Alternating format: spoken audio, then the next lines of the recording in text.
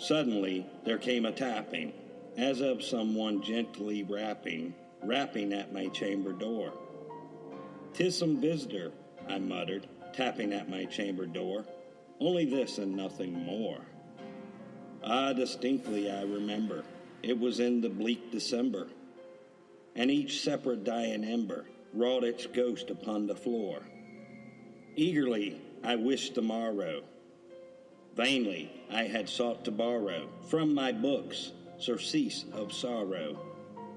Sorrow for the lost Lenore, for the rare and radiant maiden whom the angels name Lenore, nameless here forevermore. And the silken, sad, uncertain rustling of each purple curtain thrilled me, filled me with fantastic terrors never felt before. So that now, to still the beating of my heart, I stood repeating, "'Tis some visitor, entreating entrance at my chamber door. Some late visitor, entreating entrance at my chamber door. This it is, and nothing more." Presently my soul grew stronger, hesitating then no longer. "Sir," said I, "or madam, truly your forgiveness I implore.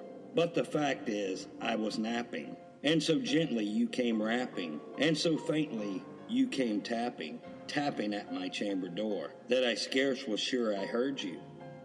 Here I opened wide the door, darkness there, and nothing more." Deep into the darkness peering, long I stood there wondering, fearing, doubting, dreaming dreams no mortal ever dared to dream before. But the silence was unbroken, and the stillness gave no token, and the only word there spoken was the whispered word, "Lenore." This I whispered, and an echo murmured back the word, "Lenore." Merely this and nothing more. Back into the chamber turning, all my soul within me burning, soon again I heard a tapping, somewhat louder than before. "Surely," said I, "surely that is something at my window lattice. Let me see what thereat is, and this mystery explore. Let my heart be still a moment, and this mystery explore. 'Tis the wind, and nothing more." Open here I flung the shutter, when with many a flirt and flutter, in there stepped a stately raven, of the saintly days of yore. Not the least obstinance made he, not a minute stopped or stayed he, but with mien of lord or lady, perched above my chamber door, perched upon a bust of Pallas, just above my chamber door, perched and sat, and nothing more. Then this ebony bird beguiling my sad fancy into smiling, by the grave and stern decorum of the countenance it wore. "Though thy crest be shorn and shaven, though," I said, "art sure no craven, ghastly grim and ancient raven, wandering from the nightly shore, tell me what thy lordly name is on the night's Plutonian shore." Quoth the raven, "Nevermore." Much I marveled, this ungainly fowl to hear discourse so plainly, though its answer little meaning, little relevance bore, for we cannot help agreeing that no living human being ever yet was blessed with seeing bird above his chamber door, bird or beast upon the sculptured bust above his chamber door, with such a name as Nevermore. But the raven, sitting lonely on the pallet bust, spoke only that one word, as if his soul in that one word he did outpour. Nothing further than he uttered, not a feather then he fluttered, till I scarcely more than muttered, "Other friends have flown before. On the morrow he will leave me, as my hopes have flown before." Then the bird said, "Nevermore." Startled at the stillness broken by reply so aptly spoken, "Doubtless," said I, "what it utters is its only stock and store, caught from some unhappy master whom unmerciful disaster followed fast and followed faster, till his song one burden bore, till his dirges of his hope that melancholy burden bore, of never, nevermore. But the raven still beguiling all my fancy into smiling, straight I wheeled accustomed seat in front of bird and bust and door. Then upon the velvet sinking, I betook myself to linking fancy unto fancy, thinking what this ominous bird of yore, what this grim, ungainly, ghastly, gaunt, and ominous bird of yore meant in croaking nevermore. This I said, engaged in guessing, but no syllable expressing, to the fowl, whose fiery eyes now burned into my bosom's core. This and more I sat divining, with my head at ease reclining, on the cushion's velvet lining, that the lamp's light gloated o'er, but whose velvet violet lining, with the lamplight gloating o'er, she shall pass, nevermore. Then methought the air grew denser, perfumed from an unseen censer, swung by serpium, whose footfalls tinkled on the tough floor. Wretch, I cried, thy God hath lent thee, by these angels he hath sent thee, respite, and nepenthe from thy memories of Lenore. Quaff, O quaff this kind nepenthe, and forget this lost Lenore. Quoth the raven, nevermore. Prophet, said I, thing of evil, prophet still, if bird or devil, whether tempter sent or whether tempest tossed thee here ashore, desolate yet all undaunted, on this desert land enchanted, on this home of horror haunted. Tell me truly, I implore, is there balm in Gilead? Tell me, I implore. Quoth the raven, nevermore. Prophet, said I, thing of evil, prophet still, if bird or devil, by that heaven that bends above us, by that God we both adore.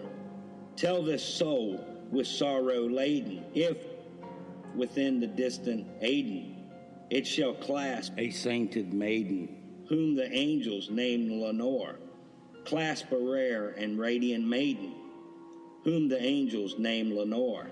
Quoth the raven, nevermore.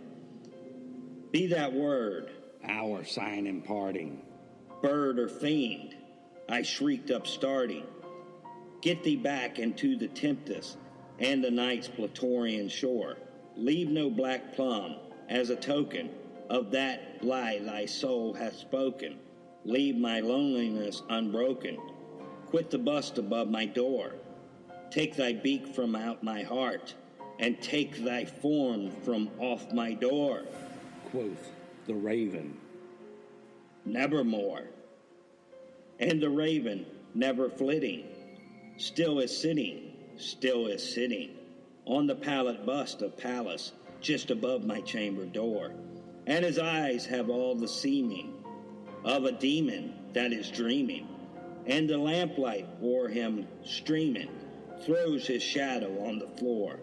And my soul from out that shadow that lies floating on the floor shall be lifted nevermore.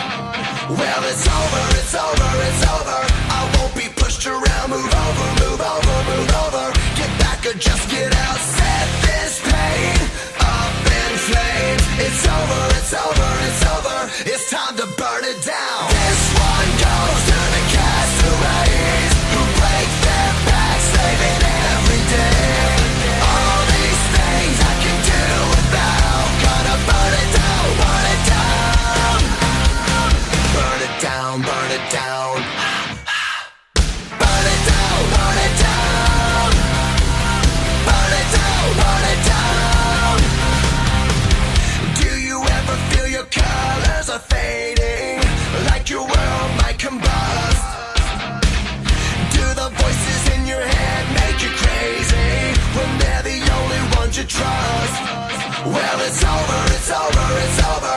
I won't be pushed around, move over, move over, move over. Get back or just get out, set this pain up in flames. It's over, it's over, it's over. It's time to burn it down. This one goes to the castaways who break their backs, living every day.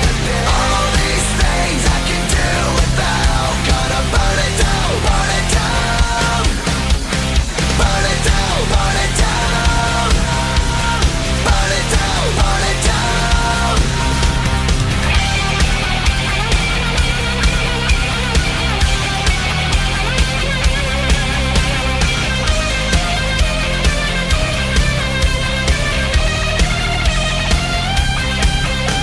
It's over, it's over, it's over. Move over, move over, move over. It's over, it's over, it's over. I won't be pushed around. Move over, move over, move over. Burn it down, burn it down. This one goes to the castaways who break their backs, living every day. All these things I can do without, gonna burn it down, burn it down. Burn it down, burn it down. Burn it down, burn it down. Burn it down, burn it down. Burn it down, burn it down. Burn it down, burn it down.